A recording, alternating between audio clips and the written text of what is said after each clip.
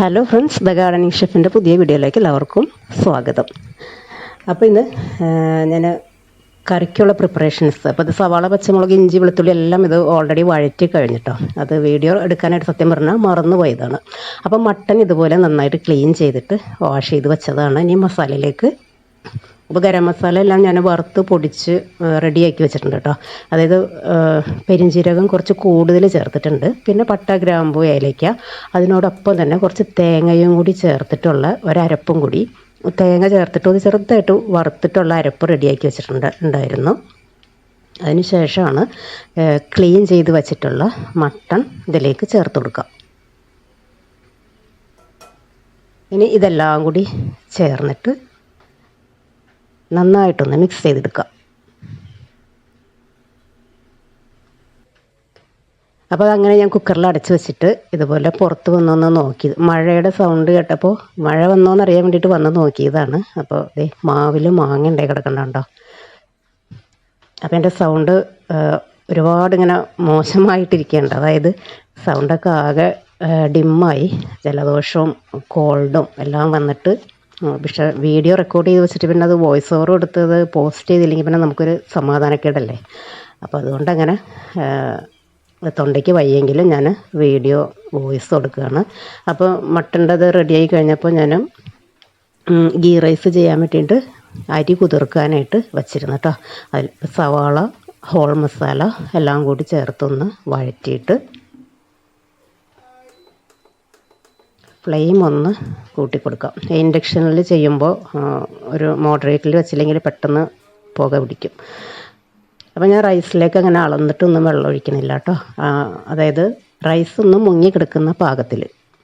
ഇതിപ്പോൾ കൈമ റൈസാണ് എടുത്തിരിക്കുന്നത്. ആവശ്യത്തിന് ഉപ്പിട്ട് കൊടുക്കുക. ഇനി കഴുകി വൃത്തിയാക്കി വെച്ച അരി ചേർത്ത് കൊടുക്കുക. എന്നിട്ട് ഇതുപോലെ നന്നായിട്ട് തിളച്ച് വരുമ്പോൾ നോക്കുക, അരിയുടെ ലെവലിനേക്കാളും കുറച്ച് മുകളിൽ വരുന്ന രീതിയിൽ വെള്ളം വെച്ചിട്ട് ചെറുതായിട്ടൊന്ന് വറ്റിച്ചെടുക്കുക. പിന്നെ സവാള പിന്നെ എല്ലാം കൂടി വറുത്ത് അതിൻ്റെ മുകളിലേക്ക് ചേർത്തിരുന്നു. അതെല്ലാം അങ്ങനെ എനിക്ക് വീഡിയോ ആയിട്ട് ചെയ്യാൻ പറ്റിയില്ല. ഫുഡെല്ലാം കഴിക്കണതൊന്നും വീഡിയോ റെക്കോർഡ് ചെയ്യാനായിട്ട് പറ്റിയില്ല. ഒന്നാമതെല്ലാ മക്കളെല്ലാവരും കൂടി ഉള്ള കഴിക്കണത് അങ്ങനെ വീഡിയോ എനിക്ക് എടുക്കാനായിട്ട് ബുദ്ധിമുട്ടാണ്. കുട്ടികളൊക്കെ അതിൽ നിന്ന് ഇങ്ങനെ ഒഴിഞ്ഞു മാറി പോകും.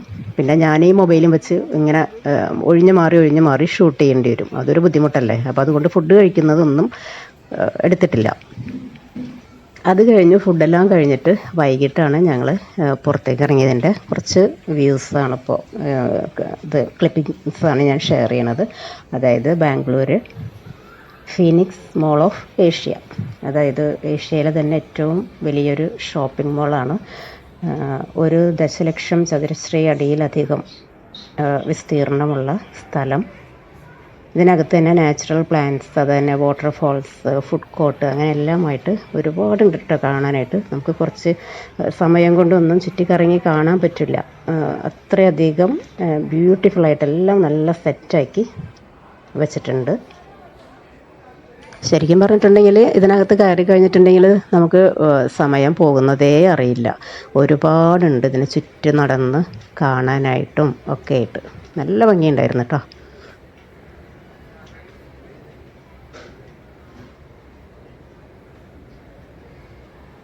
വീക്കെൻഡ് ആയതുകൊണ്ട് തന്നെ അത്യാവശ്യം നല്ല തിരക്കുണ്ടായിരുന്നു.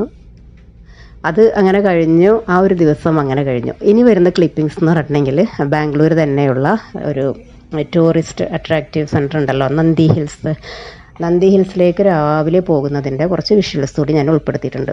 നന്ദി ഹിൽസിൽ പോകുമ്പോൾ എന്ന് വെച്ചിട്ടുണ്ടെങ്കിൽ ഏർലി മോർണിംഗ് പോകണം കേട്ടോ. ഒരു 6 മണിക്കെങ്കിലും അവിടെ 5:30-6 മണിക്കെത്തക്ക രീതിയിൽ പോയാൽ മാത്രമേ അവിടുത്തെ ബ്യൂട്ടി നമുക്ക് എൻജോയ് ചെയ്യാൻ പറ്റുള്ളൂ.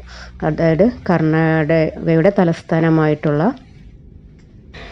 ബാംഗ്ലൂരിനടുത്തായിട്ട് സ്ഥിതി ചെയ്യുന്ന ഒരു പ്രധാന വിനോദസഞ്ചാര കേന്ദ്രമാണ് കേട്ടോ നന്ദി ഹിൽസ്.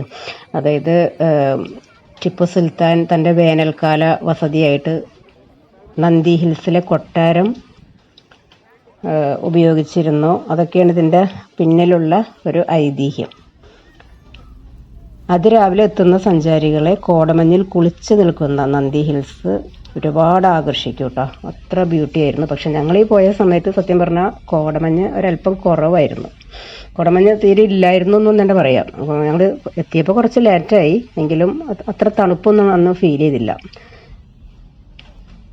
അതായത് ബാംഗ്ലൂരിലെ ഹെബ്ബാളിൽ നിന്നും ഒരു 52 കിലോമീറ്റർ അകലെ NH7 നിന്നും അല്പം മാറിയിട്ട് സമുദ്രനിരപ്പിൽ നിന്നും ഒരു 1479 മീറ്റർ ഉയരത്തിലാണ് ഈ നന്ദി ഹിൽസ് സ്ഥിതി ചെയ്യുന്നത്.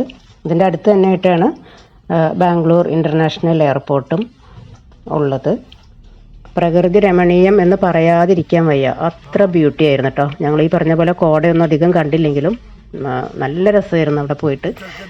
ഒരു കുന്നിൻ്റെ മുകളിലാണല്ലോ, അപ്പോൾ അത് എൻജോയ് ചെയ്യാൻ താഴേക്കൊക്കെ നോക്കുമ്പോൾ. അത് കഴിഞ്ഞ് ഞങ്ങൾ തിരിച്ചു വന്ന് ഇത് വേറൊരു ദിവസം പുറത്ത് പോയി ഫുഡ് കഴിച്ചതിൻ്റെ ഒരുപാട് ക്ലിപ്പിങ്സ് ഇങ്ങനെ എടുത്തു വച്ചിരുന്നത് എല്ലാം കൂടി ജോയിൻ ചെയ്ത് ഞാനൊരു വ്ളോഗാക്കിയതാണ് കേട്ടോ. അപ്പോൾ ഇത്രയേ ഉള്ളൂ ഇന്നത്തെ വ്ളോഗ് എന്ന് പറയുന്നത്. കാര്യമായിട്ടൊന്നും ഇല്ലയെന്നറിയാം, എങ്കിലും അങ്ങനെ പോസ്റ്റ് ചെയ്യാമെന്ന് കരുതി ഞാൻ എടുത്തതാണ്. വീഡിയോ കണ്ടുകൊണ്ടിരിക്കുമ്പോൾ നിങ്ങൾക്ക് ഇഷ്ടം തോന്നുന്നുണ്ടെങ്കിൽ മറക്കാതെ ഒന്ന് ലൈക്ക് ചെയ്ത് സപ്പോർട്ട് ചെയ്തേക്കണം കേട്ടോ. Thank you.